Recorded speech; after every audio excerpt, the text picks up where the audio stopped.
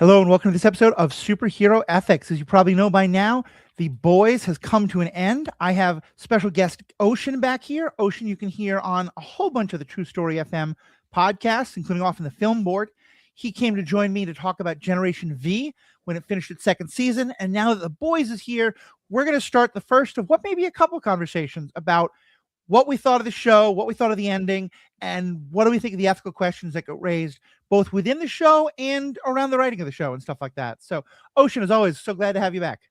Thank you, Matthew. It is a pleasure to be back, and it seems to be that we talk about the Boys universe when the series are ending, because the Gen V end was canceled after season 2, and now that the Boys is wrapped up, I guess we will wait to talk about the Vought Rising maybe after season 2 or 3 when they cancel that one. Yeah, exactly. Hopefully we're not the kiss of death for it. Yeah, hopefully not. Yeah, so first let's just start with kind of general impressions, and there's a lot of stuff that kind of gives the TV review out there, but just, as a person who likes the kind of questions we talk about, how did you feel overall about how the show ended? I felt that the ending, while it provided the appropriate amount of violence and brutality that we've expected from the Boys, given the track record, it ended really. I think the way I felt about it was it ended the way it had to end. They wanted to build a happy ending at the end of it, so they had to come up with a way to stop Homelander. You could make an argument that way maybe it should have ended, especially the way that the show deviated from the comics in a way that you could argue that it should have ended where Homelander won. And that would have been the ending, which would have been more of a a dystopian ending of where, like, you can try all you want to, but you still can't beat the man. But I think that they, somewhere along the line, where it felt like they decided, okay, well, we want to have some type of a happy ending and be able to stop Homelander, even though we've made him into this unstoppable force. They came up with a way to do it, and then just gave people the happy ending that they wanted. Right. Well, I think it's so interesting that you phrased it like that, in terms of it could have been the dystopian ending, because in some way, I think it was, in that Homelander dies, but Vought is back, and Stan Edgars is back there. And we'll talk about more of that in a second. But to me, one of the biggest questions is, I don't know if the writers realized that they were giving us a dystopian ending. And that's one of my biggest questions that I have for all of this. But in terms of overall, I think I would agree with you. I think it hit. Homelander clearly had to die. I think Butcher had to die. I don't think there was any real question of that. I think Huey and Butcher had to have one more final confrontation around this question of who is the Canary and what does that mean. I wasn't wild about how that happened. And I think it felt kind of paint by numbers. It felt like you're right, it hit the beats it had to hit, but there was so much else that I thought we were building to that I was kind of surprised we didn't get into. And to me, the two biggest ones were, one, just like, it kind of left me wondering why we'd had Generation V, because we'd had so much buildup around those characters and who they are and what they can do. And Marie being an almost Homelander level of power. And then she really just gets kind of shunted to the side, as well as does Jordan and some of the others. And also the story of Homelander's people breaking away from him. I almost, from the time that, Red, White, and Firecracker, that's her name, right? The one that was the propagandist of everything. Yes, exactly. The Megyn Kelly, the Vought universe, except without turning on him in the end, sort of. Like, I was really looking forward to some stories about, those people starting to turn on him and starting to wrestle with what have they done and things like that. And instead, Homelander just killed them the minute they had any kind of a loyalty. So we never got that. But but their loyalty was based on fear. And so it wasn't that they actually believed that Homelander was as great as he was. They knew he could kill them. And that's what it was. So I never felt that they were really turning on him in terms of a loyalty standpoint. And I honestly don't think Firecracker turned on him at all. I think that she was she had a little bit of doubt that she did have a problem with the him being God. But outside of that, it was she was on board with everything. And she never really wavered from him openly in any real significant way. So I think that in that, I never felt that Homelander had any people.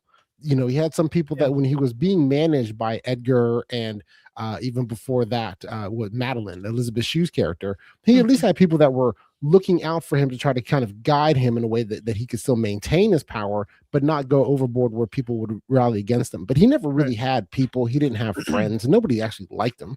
He was a weird guy that had a lot of childhood trauma, that was expressing itself in a way where he could never be happy or never be satisfied with what he had. And so as a result, while I don't feel that he had anyone that really turned on him, I do feel that they had to figure out a way to then say, okay, well, how can we make him so bad that nobody will root for him, so therefore it is okay to kill him? Well, I think you're mostly right there. I guess what I'm just saying is, like, to me, Firecracker is the interesting exception, because it seems like she did not have fear. She was a true believer. She had that moment where her pastor approached her and kind of said, "Hey, look, we're in trouble." And then she throws the pastor under the bus. She's obviously troubled by this, and she's troubled by the "is he God" thing. Right. And I would have liked to spend more time with that, or more time with some of the people watching the film they've been Homelander true believers, in terms of the people who are way out there and just as fan members and audiences. And now him becoming God is starting to make it too much for him. I think, to me, so much of that you're right. He never really has had those people, but he always thought he did. And I kind of felt like so much of the interesting part of the story was him coming to terms with realizing, like, his entire life has been trying to get people to love him, and and at the end of the day, he hasn't. And we'd always should have been promised this idea of one day he will fully accept no one loves him, no one will ever love him. He's not a god. If he's a god, he's an evil god, and he's just going to go destructive. And I don't know if it was lack of budget or lack of inspiration, but the fact that we didn't deal with any of that, just for me, it made the ending feel very small. And like there was a lot that the ending didn't cover that we could have gotten into. Well, I do agree with a lot of that. I think that the part that I find that I felt differently about was the impression that you have of Homelander. So I don't have the impression of him that he wants everyone to love him. I view him as really conflicted in two fashions when it comes to love. One, he does want, the world to worship him and, adore him and all that. Right. He says that outwardly, but and throughout all 5 seasons, at any point in time when anyone showed genuine affection towards him, Madeline did show some genuine affection to him. Now it was much more like an aunt or like a mother-son type of affection, but showed genuine affection to him. When Stormfront showed genuine affection to him. Now, yes, Stormfront wanted him to, usher in the white master race from the Nazis that she had from before, but she did show genuine affection toward him. And honestly, so did Firecracker. Showed genuine affection towards him. He always rejected it. I felt that he was, not only did he want people to love him, but then he also never felt that he deserved love. And so, because anytime it was actually presented to him, he rejected that, potentially killed them. He didn't actually kill Stormfront, but I mean, he might as well.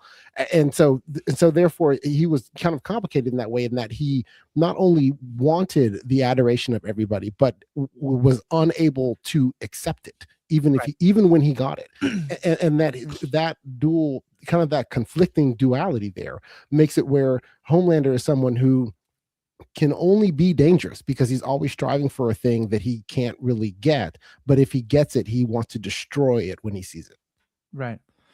I mean, I think that's true. I don't think he pushed I'm trying to remember, because I don't really feel like he pushed Stormfront away as much as I think that certainly he never wanted the connection, the responsibility that so often goes along with love. But I also agree with you to some extent that he didn't. The idea that he felt like he didn't deserve it, I think, was completely true. And I guess I felt like there would be some resolution to that, of him, with the rejection of his son, with the rejection of the people, with the rejection of everyone around him.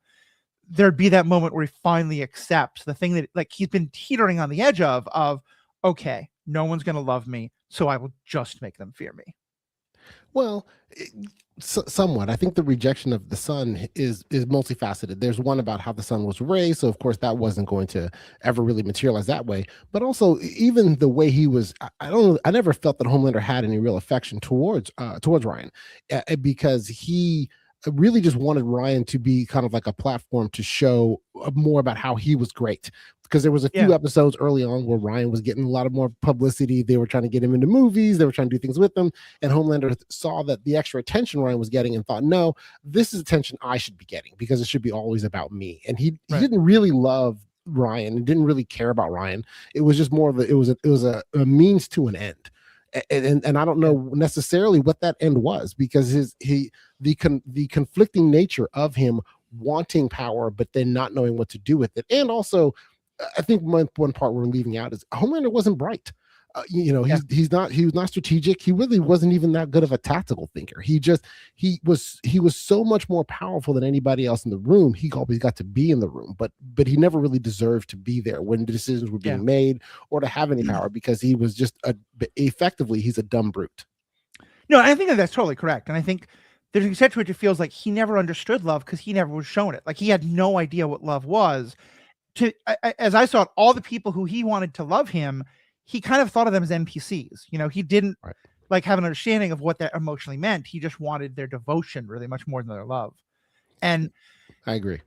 And let's go on with the Ryan part a little more, because I thought for me, one of the things that I thought was so good about the show from the beginning, and that it really kind of held to, is the idea that on some level there's a real similarity between Homelander and Butcher, in that both of them are so focused on the end goal that they're willing to hurt anyone else, destroy anyone else, throw aside all their other relationships.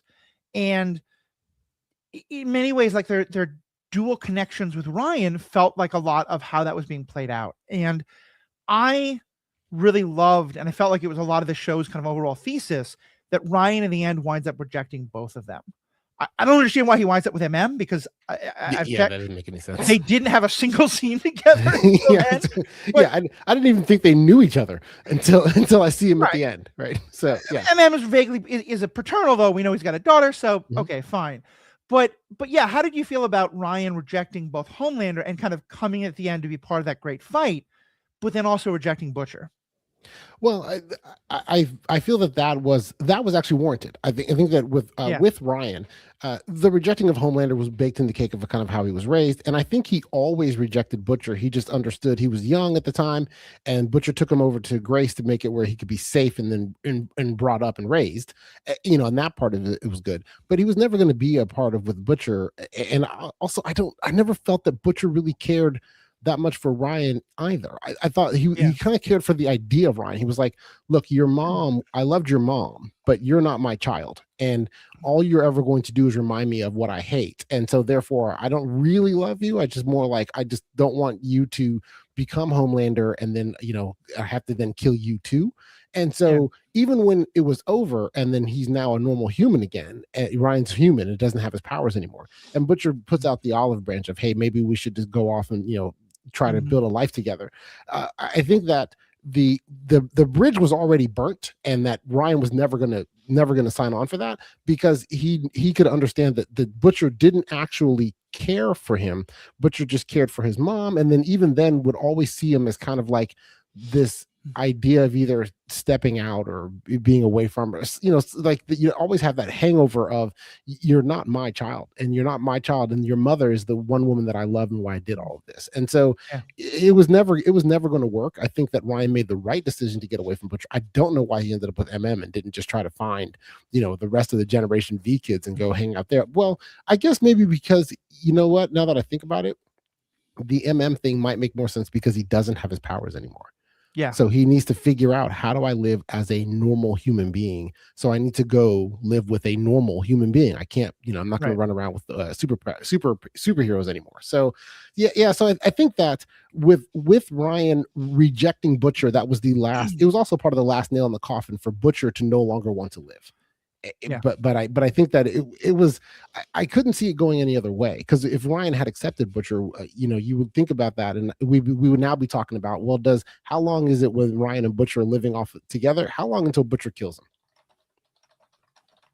Hold on, I'm trying to look up something quick. Okay. No, I totally agree with you, and I think it was Ryan leaving him, and then even more so, or as much as so, Terror dying, his dog dying, which again I thought was very out of left field, but fair enough. That kind of drove him to just be like, I'm done, I'm gonna go do this thing. And the extent to which he ever really intended to do it, or was basically kind of thinking he was going to commit suicide by Huey, was, I think you're right. He just was not wanting to live anymore. Yeah, it I, was I 100% suicide by Huey. yeah, So, I think the thing with Ryan is that, I think you really hit the nail on the head with what you're talking about his connection to Becca, because remember, Becca makes him make that promise of keep him safe, don't let him think this is his fault. And I think for him, yeah, it was always ever just, I can't abandon this kid, because doing it is abandoning Becca and abandoning my promise to Becca. It's kind of a right. final betrayal of her. And, the one time he was the cruelest to Ryan to make him go away, it wasn't genuine. It was because he needed Ryan to be safe, and Ryan couldn't be with him. And so, like, I get there's some mixed feelings there, but I think I really like that the show did this, because I think one of the tropes you often get is grumpy old person and really traumatized child are forced together, and the grumpy adult doesn't want to be a parent to this child, but eventually the child melts their heart and they ride off into the sunset and go slay the Jabba the Hutt twins. Sorry, wrong movie. But like that Mandalorian Grove is true. I mean, that's a very common one. The Professional, like there's a lot of movies that have that trope. And I kind of feel like it's fitting for the boys to not have had that Butcher never really had that moment where the kid melted his heart. And the kid never sort of felt like, oh, well, you're the closest connection I have to my mom. He like you said, he recognized this guy's way too fucked up. He's only obsessed with my mother and his memory of her, and he's not seeing me as I am. He's just seeing me through a lens of all that. And I want to go and do my own thing. And I think that really makes a lot of sense for him. Oh, absolutely. Because again, like I said, I don't think the Butcher ever cared for him, and also I don't know that Ryan would have ever had the attachment. There's part of it, especially when I think about these characters, I have to separate my POV from kind of when I think of what their interaction was together. And really, for Ryan, Butcher's this guy that shows up. His mom does say, "Finally, yeah, I was married to him before you and everything," but he just shows up, and then when he shows up, it's always conflict and always violence and always a problem. And so I don't think that Ryan would have any warm thoughts about Butcher in relation, vis-a-vis his mom, because he never saw the good version of Butcher that Right. that Becca would associate with their life together. And so I think that it makes a lot of sense they did that. I do like that they did that and did not fall into the trope that you described, but I also think that they needed to. There are some pieces of this, and this may be part of my critique of how it ended. There were some things in the color by numbers or in what they did with the characters. It was like, well, we got to do something, so we'll just do this. Yeah. Because they had to resolve the Ryan problem, because if Ryan is still out there, then Butcher can't die, because Butcher has to kill Ryan. But by removing his powers, it lets Ryan live, because Butcher really, even the going with why he committed suicide by Huey, there were all the other things that the Terror dying, Ryan rejecting him, and all that. But I think of it as that Butcher had a single-mindedness to kill Homelander, and he never had a moment of thought of what would be the next day.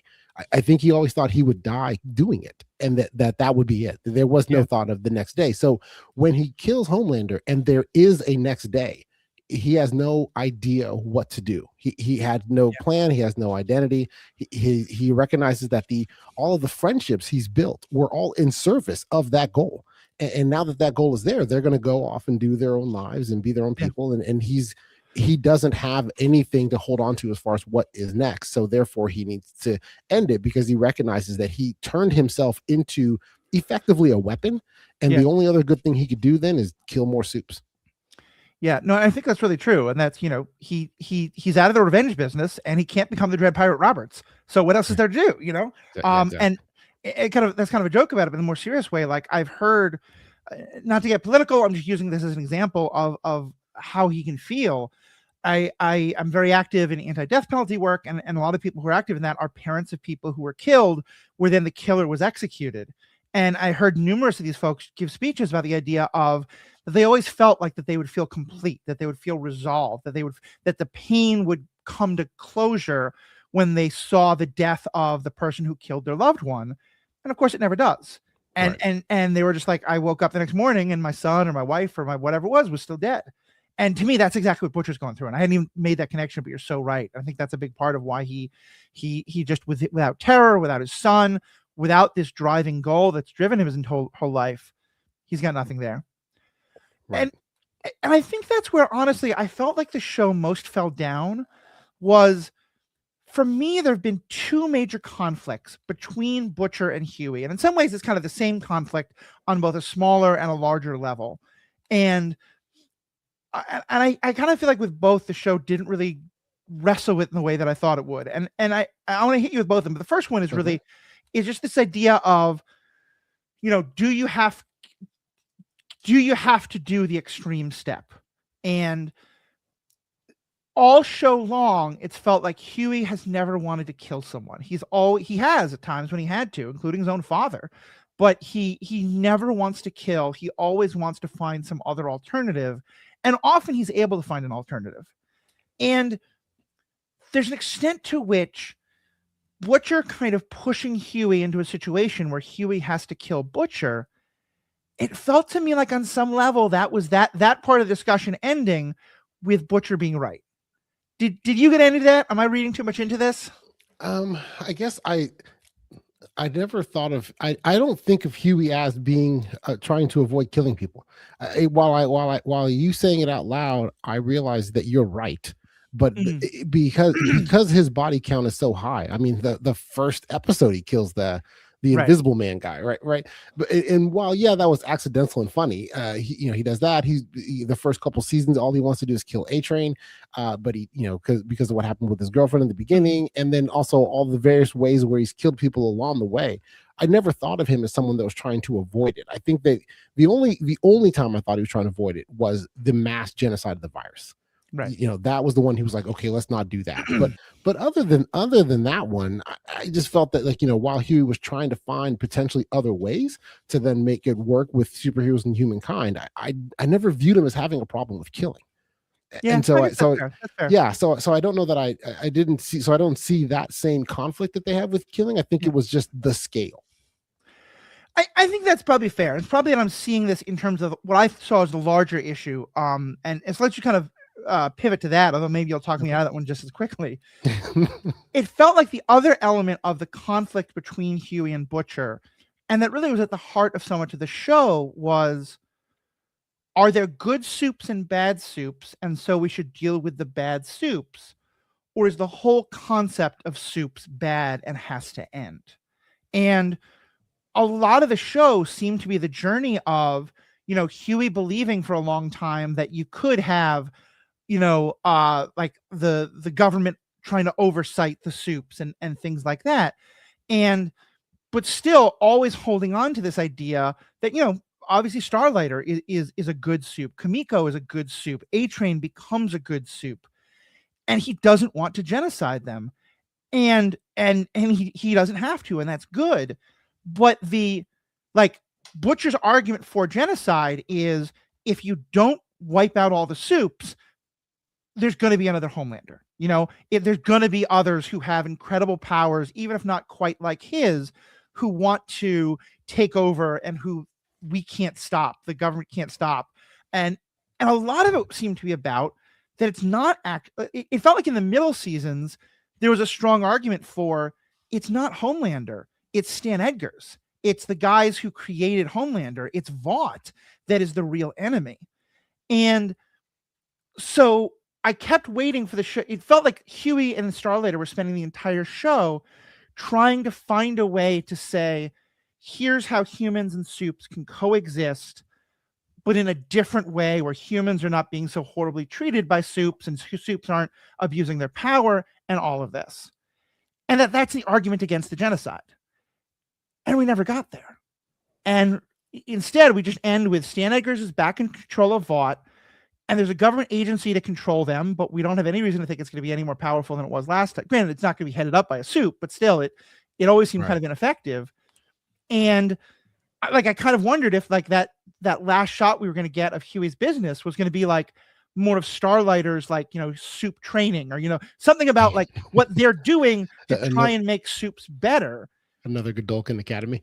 Yeah, So, exactly. Or, something you know, different. Yeah. but for good or whatever. Yeah. But and it's just an AV shop, and like I'm a big believer of like you do your time for the cause, you fight the fight, and then you step back and let someone else step up. I have no problem with him wanting to just run an AV show, but it felt like this show was kind of sidestepping the question that had been setting up the whole time of, is there a way that humans and soups can coexist without needing the genocide that Butcher's pushing for? Well, I think that they just, I agree that they ended up resetting back to the mean of before, right? They kill Right. Homelander, but the world that is left behind is basically the same world you started with. But you don't have Homelander. I don't know if you have the Seven, and maybe they would rebuild that. Who knows?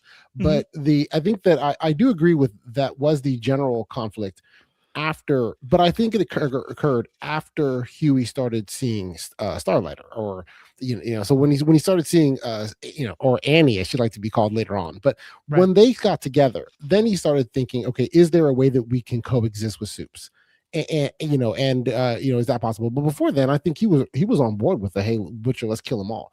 Butcher was always unwavering. We need to kill them all, but really what he had was, I want to kill them all, but the main one I want to make sure I get is Homelander. That in order to get powerful enough to kill Homelander, you have to kill them all. And that was the world that he wanted to have, was one where there are no more superheroes. We're just back to regular people being mean to people, and you don't have superpowered beings doing it. But then from the other side of it, and as far as the coexistence, and and here's where I think that the show problematically could not really get to a resolution of that, because realistically, there's Homelander and what he was doing. Now, what he was doing was far and away beyond everybody else. But most of the other abuses that you saw, from superheroes to humans, were vices.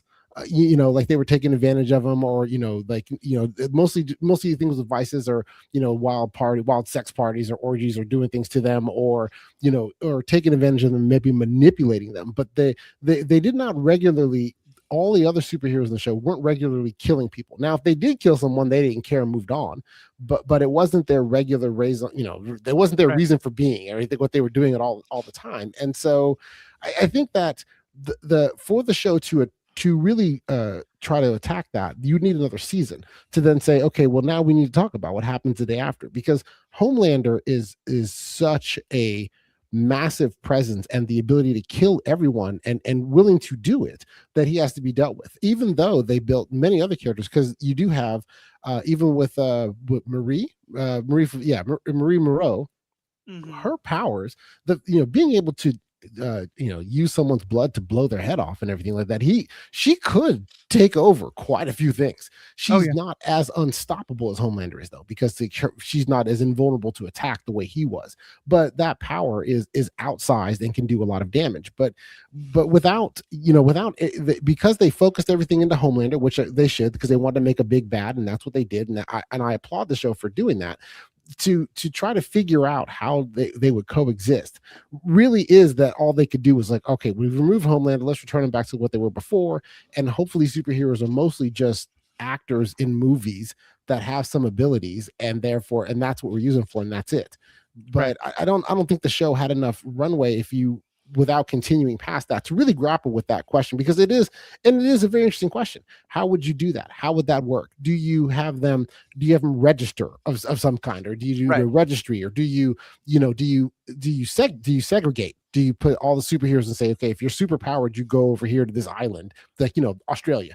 Do you build Australia as like a superhero colony, for example? Exactly. Yeah, so it's over there somewhere, or do that, or what you would do with that. And so, while those are definitely, I think, very interesting questions, and things that I don't really see them as a good answer to, because at the end of the day, superheroes have too much power. If you live in a world with superheroes, they are going to be the dominant, for lack of a better term, species amongst regular human beings. And then you have, well, can you have two equally intelligent species, or two equally intelligent, because they're not necessarily more intelligent, with the exception of Sister Sage. They're not more equal, let's say more two equally intelligent species. Can they coexist? Right. And I guess I tend to argue on the point of, well, no, eventually I think Butcher, and that's the other thing too about it, would have been interesting. I think Butcher probably was right. After a while, the Soups would exterminate the non-superheroes, because they don't really need them.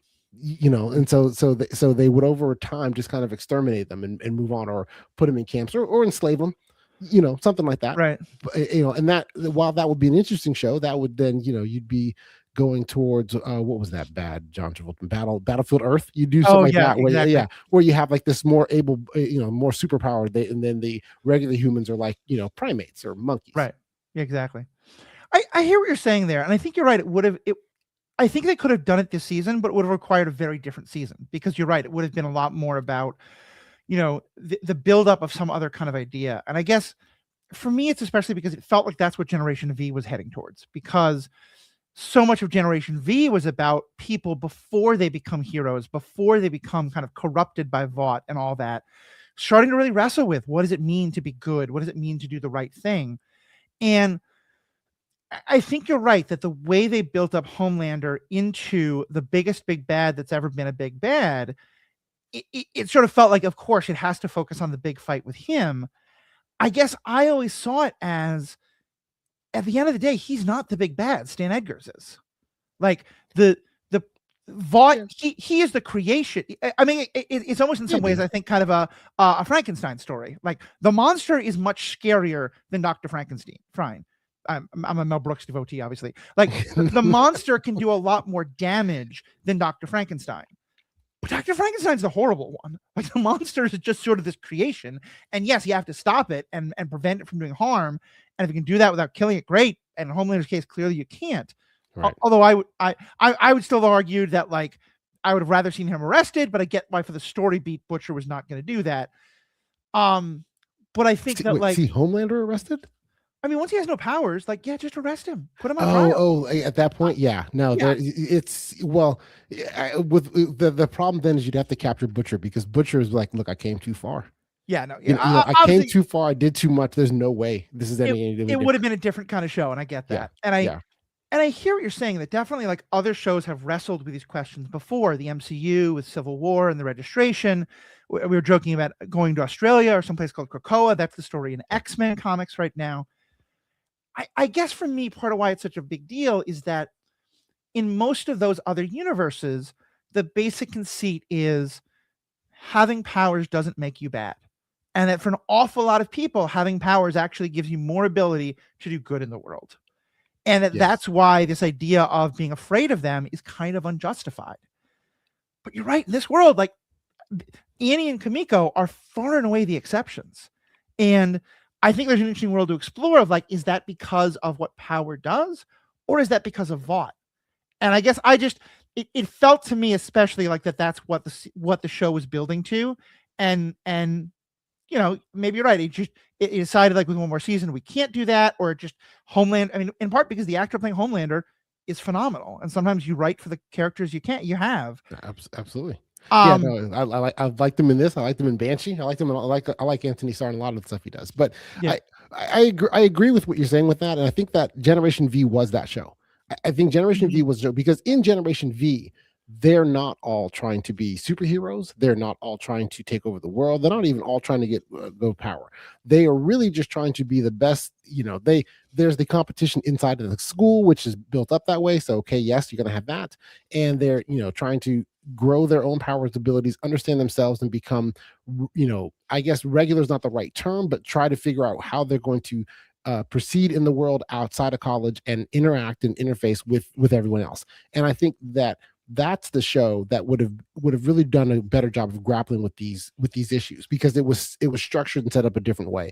In The Boys, because, like, so, and I'll juxtapose that with The Boys. In The Boys, you're right, Annie and Kamiko are massive exceptions to what you see of other superheroes. But in Generation V, they're not.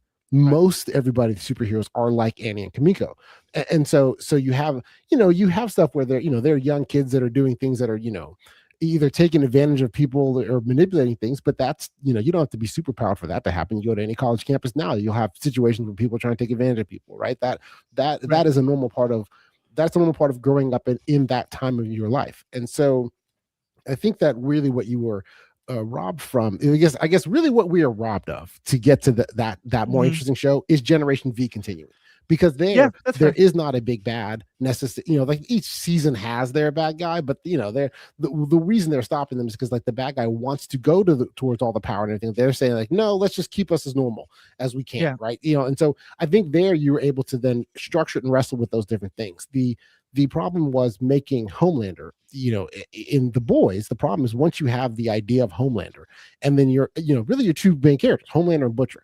Homelander is this basically omnipotent god, and Butcher's entire reason for existing is to kill him. And so when that is your central thesis of your show, I don't think you can really start to explore these more interesting ideas, because you've painted yourself into this box of we have to resolve this one problem first Yeah. before we can do other things. And for whatever reason, Generation V was not successful enough for them to continue it, because I think that the creators of Generation V, or the going that direction, was to try to get to that more interesting conversation, because it is more interesting. How do they coexist? What Yeah. do you do? Like how does this actually try to work, and then try to figure out ways to make it work. I think that's a good point. And I think, yeah, because part of what I want to know is what happens next. Well, how does this world coexist? And this show is The Boys, and The Boys are done with the fight. Frenchie has died, Huey is retiring, MM is retiring, Butcher is dead, and Annie is retired. And I think, yeah, maybe a third season of I don't know if Annie's retired. Oh no, you're right. No, she's still off time Yeah, fighting. No, she's that's still the whole end part. jumping around doing superhero stuff. I think she's still doing her thing. But I think clearly what she's doing is like she's Spider-Man. She's your local neighborhood hero. She's not on the front lines trying to fight with Stan Edgars to decide what's going to happen to superheroes soups across the world. Right. And maybe that was how once you're right, it got to that thesis you're talking about. This is how it had to end.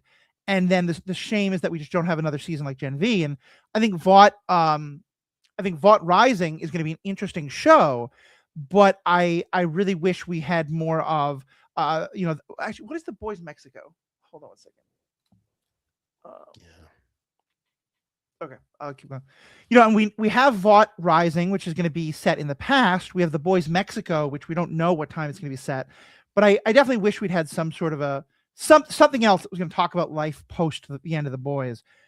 I guess the only pushback I would give is I think that by the end of season 3, and then definitely in season 4, the thesis of the show was what you were talking about. I don't think that was the thesis in seasons 1 and 2 and a lot of 3. I think the thesis was really wrestling with which is worse, the monster or Dr. Frankenstein. And it felt like by season 4, it clearly just said, nope, the monster's worse. That's what we're going to deal with. But it felt like for a lot of the show, they were actually as interested in exploring, like, okay, how did Homelander come to be created? And who are the people who did that? And again, not Homelander's evil McEvil pants, not taking that away in the slightest, but still that like the show is really interested in what how is it that corporate factors are playing in, and Vought and influencers and all of this, and superheroes as crime enforcers and police, and has that tie in with ACAB and police problems and all that. And it just felt like the 4th season was, you know what, let's just kind of put all that to the side and deal with Homelander versus Butcher. I agree, because the other part too, though, with and I guess I would ask you that as a fan of the show, the direction I think the direction you'd end up in if you went that route with The Boys is that if you grapple with the who's the worst, Vought or Frankenstein or his monster, and then let's say it's Frankenstein that you've decided is worse, so Vought is worse, and they take Vought and destroy Vought, which really they kind of did, but then so the way to make that work is for that either Homelander would have a change of heart and start to say, hey, maybe we should figure out ways to work together, and he would be convinced of things of, hey, these people abused me and I'm a better person than this, and I'm going to strive to be a better person. Maybe your 5th season, that is him not all the way succeeding in that or having good intentions. I don't know what you do with that, but you'd have to go that route, or you basically go the route we ended up in, which is where he just took out Vought and became worse than the original idea. And so, but the question I guess I would ask of you is, as a fan of the show, if they had gone that route, if they had done the let's let Homelander change his mind and become a better person, would that have at all been satisfying to you? Or would you then look at that as like, yeah, that was kind of a cop-out? What is this, what is this We Are the World stuff and everything? Homelander was all horrible this whole time, and now he wants to do good? Yeah, I don't think I would have believed that. But I do think there's a third option. Like I think I am someone who's very critical of, false redemption arcs, or where I Mhm. don't feel enough like real redemption has been earned. I think, to me, Avatar: The Last Airbender and She-Ra are kind of like the gold standard of what Catra and Zuko go through. And like, much as I love Star Wars, Darth Vader at the end saving his son by killing the Emperor, like that's not a redemption arc. That doesn't make up for all the things that Anakin/Vader has done. And I think I think anything that involves Homelander being forgiven and redeemed would have been deeply unsatisfying. But I think you could have had a fantastic show if at the end of season 3, Soldier Boy and Butcher kill Homelander. And Oh, kill him and early. yeah, no, kill him at the end of season. Like I was very disappointed when he didn't die at the end of that. That felt to me like the big writer cop out of, we don't know what to do. Homelander's become such a big part of the marketing of the show and why people like this show, that even though it makes total sense for him to be killed off by this point, I think a story where he is killed off and then it's Soldier Boy who starts to go, or some other thing that kind of makes the boys realize, wait a minute, we just slew one of the heads of the dragon. Homelander was never really the biggest problem. He was the manifestation of the problem, but the problem is Vought. The problem is the corporate culture. The problem is all of these things.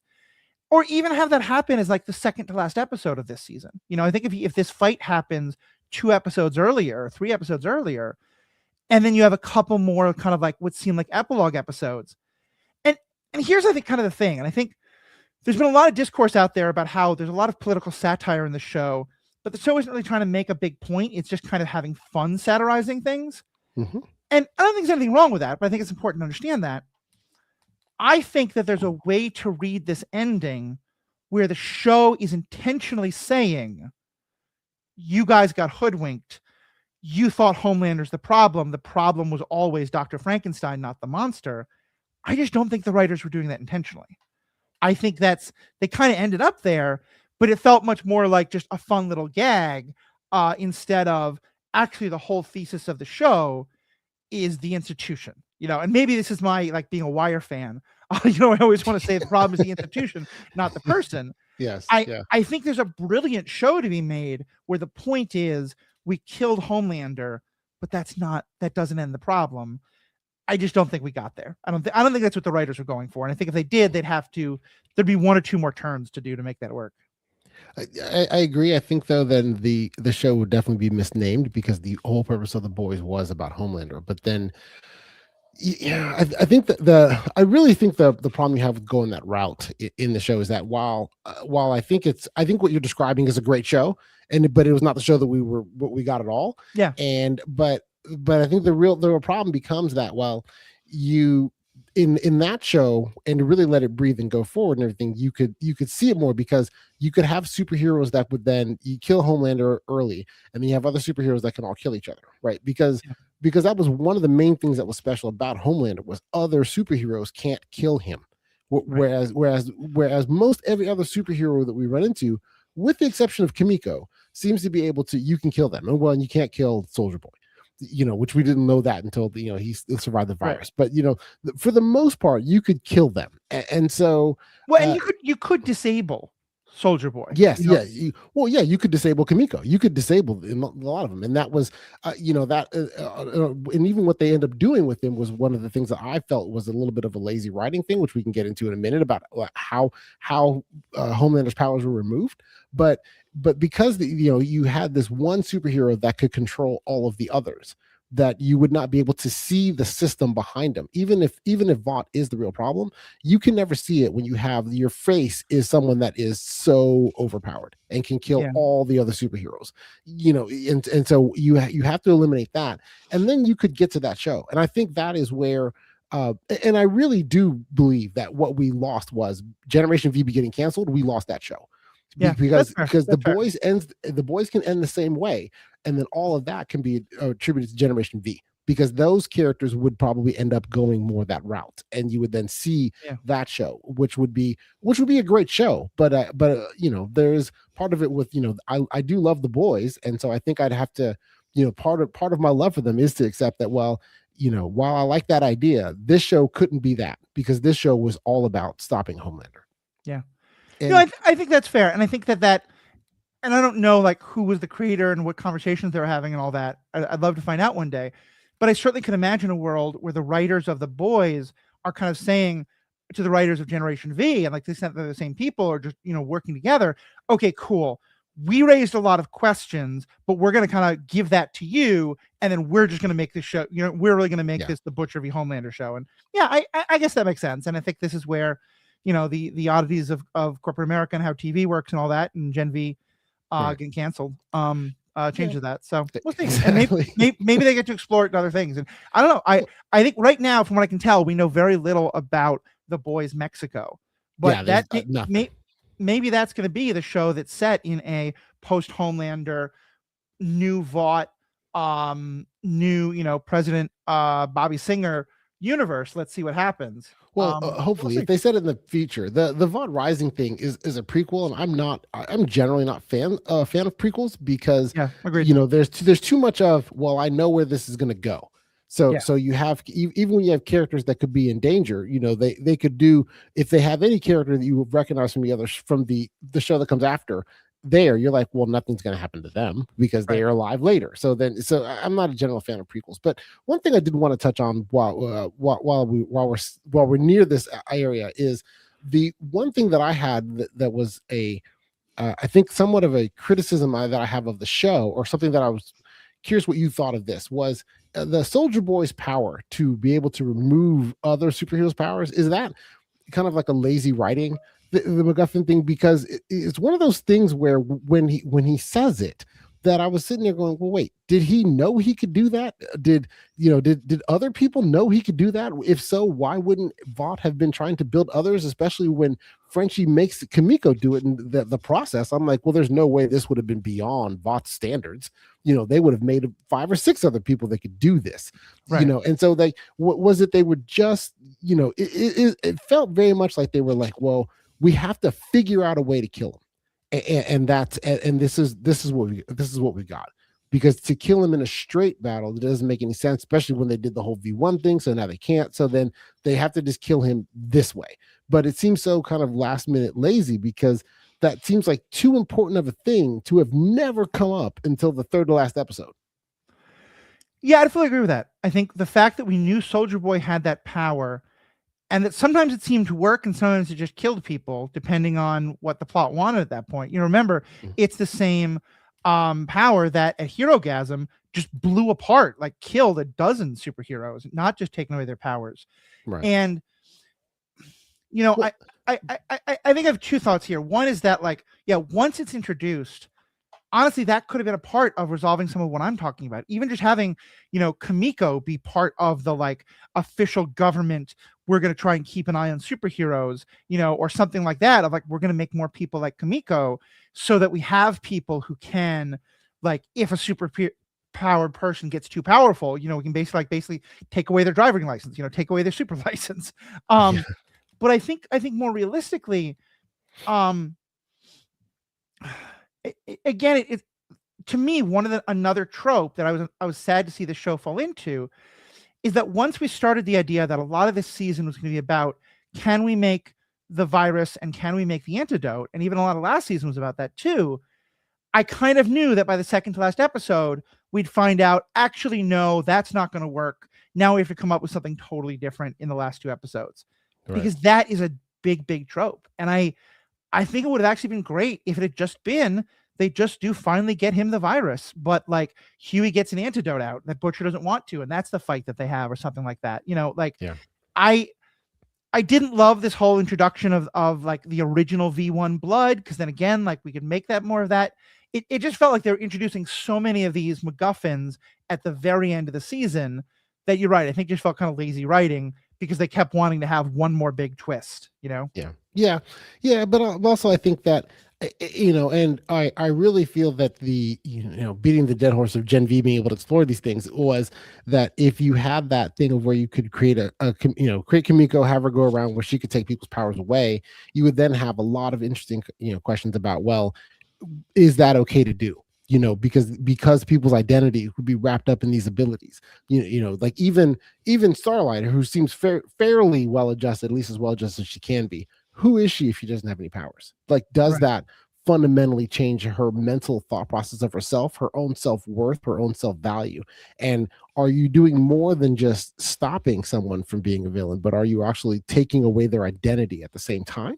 And then whether or not that is, is that okay to do, especially against their will? If someone volunteers for it, that's one thing. But if they don't, then then what are you doing to them as a person? And is that a punishment that fits the crime situation? Now, obviously, if you're trying to take over the whole world, I would say yes. But if you're just, you robbed a bank, maybe Right. not. Maybe there's some other ways to do it, but that would have become, once you have that hammer, every problem would become a nail, Yeah. and you start going that direction. I think that also is a very interesting show and idea that that has been explored in other mediums. I know the X-Men had a whole thing Mhm. about that with as well, about being able to take powers away. And so Yeah. but I felt that his ability to do that, it just felt kind of like it coming out of left field. And I personally would have preferred the virus be the thing, because that, now you're grappling with the bigger question of, are they so bad that we should have genocide, or or not? And then on top of that, even if you end up with Huey finds the antidote and gets it out there, and everything is great, that's fine, but there's still going to be several million that die anyway, Right. because they're not necessarily going to get the antidote out everywhere as fast as the ones that die. And then what does that mean as far as the show and how things ended and where it went? But then again, I also, that changes the show, because there's a part of it where, while all that is interesting, there is a piece of this they have to then say, hey, well, we're going to make what is entertaining what people came here for, and people came for the hits, and the hits are Butcher v Homelander. Yeah. No, I think you're right. I think you're right. I think there's just, I kind of thought that it might be that Butcher takes the V1 and then he kills Homelander and then everyone has to kill Butcher. So, Yeah. but fair enough. As you said, this is the show we got. I definitely enjoyed it. Oh There's yeah, a lot more absolutely. could have discussed, and we'll keep talking about it. I think Oh, there's a whole area of just I got to wrap up now, but I think there's a whole area of Homelander becoming God in his mind and what all that meant that we didn't even get into. So I'm really looking forward to this. Ocean, thank you as yeah, always so much for being a absolutely. part of this. For people who want to find more of your stuff, where can they go? Well, right now I'm on the most recent episode of the Film Board, where we are discussing the new Star Wars with Star Wars with Mandalorian and Grogu. And right now, my primary podcast is the Aging Moment, which is the podcast where we deal with the triangulation of sports, movies, and life. We have been on a break for a while, but because life gets in the way of things sometimes, and we are looking to try to start this back up again. And then I will be more information when we get our act together. Yeah, please do, and please keep me on mind for a guest, because there's a lot of sports movies I would love to talk about. I'd love to talk about the role of sports in society and kind of how we talk about that in film and things like that. And Oh, there's just so much to get into there. Absolutely. Thank you. Thank you very much. I'm glad to hear that. Definitely gives us other directions to go with the show in sports, because we'll try to talk about the sports movies and more than just did the underdog win?